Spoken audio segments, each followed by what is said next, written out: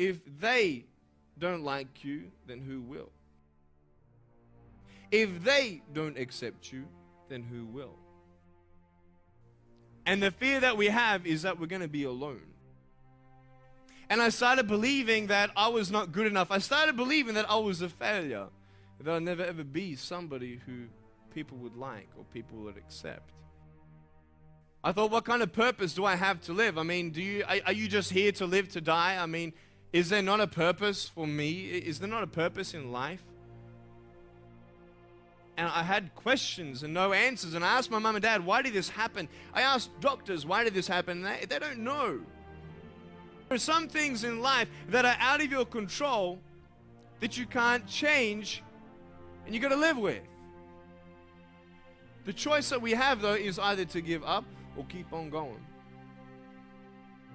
I want to ask you, what are you going to believe?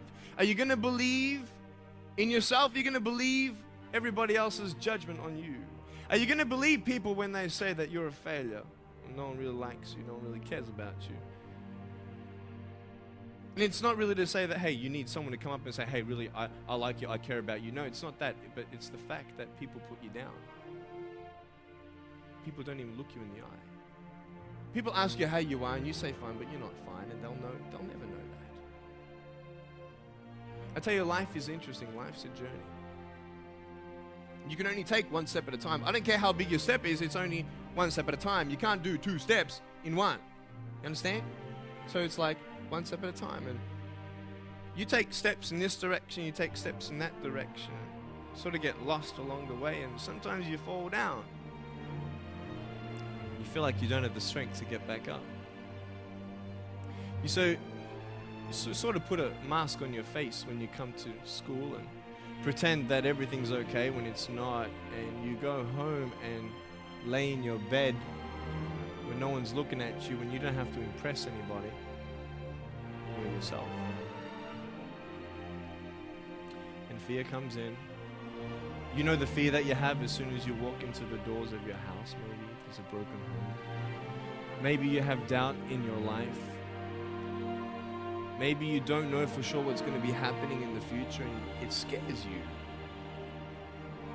Maybe you're worried about what people think of you, what people say about you. Just that fear paralyzes you. And I just want to ask you today, do you think you have hope? It should be impossible for me to get back up, but it's not.